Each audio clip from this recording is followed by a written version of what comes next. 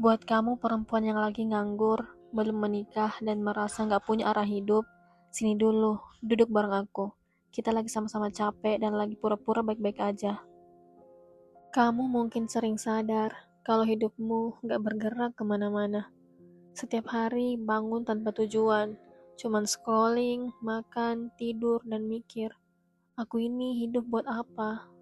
Kerjaan nggak punya, pasangan nggak ada, arah hidup pun nggak jelas. Jujur, aku juga nggak tahu harus mulai ngomong dari mana. Motivasi pasti sudah tidak mampu menjadi penenang. Apalagi sabar. Sabar sudah jadi makanan sehari-hari di hidup ini. Sampai rasanya jadi hambar. Karena itu, aku tidak akan berkata, semangat ya, atau sabar ya, semua akan indah pada waktunya. Sebab aku tahu, semuanya terdengar seperti omong kosong kan? Ya, aku juga benci mendengar ucapan manis itu. Jadi, aku cuma pengen bilang, hidup sampai hari ini saja sudah sangat hebat. Tidak berputus asa dengan mengakhiri hidup saja sudah sangat bermakna. Terkadang, kita hanya perlu berhenti untuk berlari mengejar waktu. Kita bersedih karena waktu bahagia tidak datang sesuai dengan timeline orang-orang yang kita lihat. Di usia 25 tahun harusnya sudah menikah, dan setelah menikah harusnya segera punya anak. Atau jika tidak menikah, setidaknya perempuan itu punya karir yang baik. Minimal bisa berdiri di kaki mereka sendiri. Itu kan kata society. Yang berbicara tentang standar itu manusia. Semua ucapan manusia. Jadi wajar kalau kita galau, sedih, dan tidak bahagia. Toh memang kita tidak memenuhi standar ucapan mereka. Tapi coba kembali ke pertanyaan, kenapa aku hidup? Kenapa aku dibiarkan hidup sejauh ini hanya untuk menderita?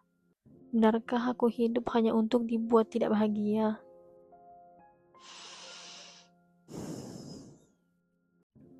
Apakah Tuhan kita setega itu menciptakan hanya untuk menyakiti? Atas dasar apa Allah melakukan hal itu? Apakah Allah punya keuntungan saat ciptaannya merasa tersiksa?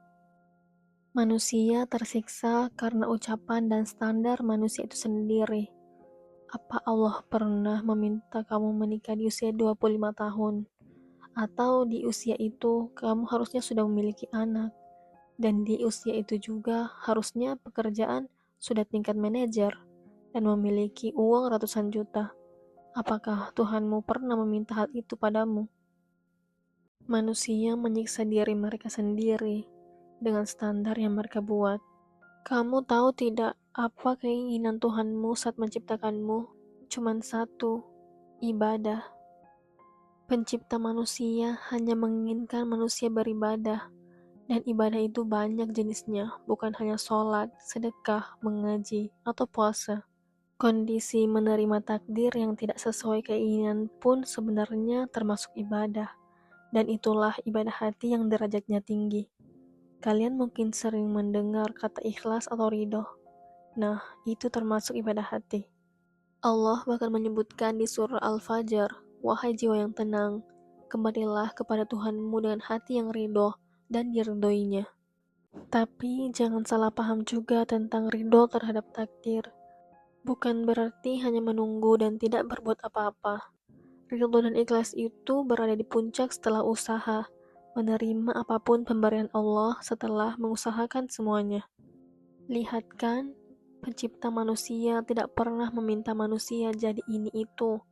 Dia menciptakan manusia dan memintanya untuk beribadah, berbuat baik, dan tidak merusak. Jadi, kalau kamu hari ini masih nganggur, belum menikah, dan gak punya anak, ada kok ibadah sunnah seperti sholat duha, berolahraga, semua hal yang baik masuk ke dalam ibadah. Jadi, di hidup ini, kamu hanya perlu menjadi orang yang baik di mata Tuhanmu. Maka dengan itu, kamu akan bahagia.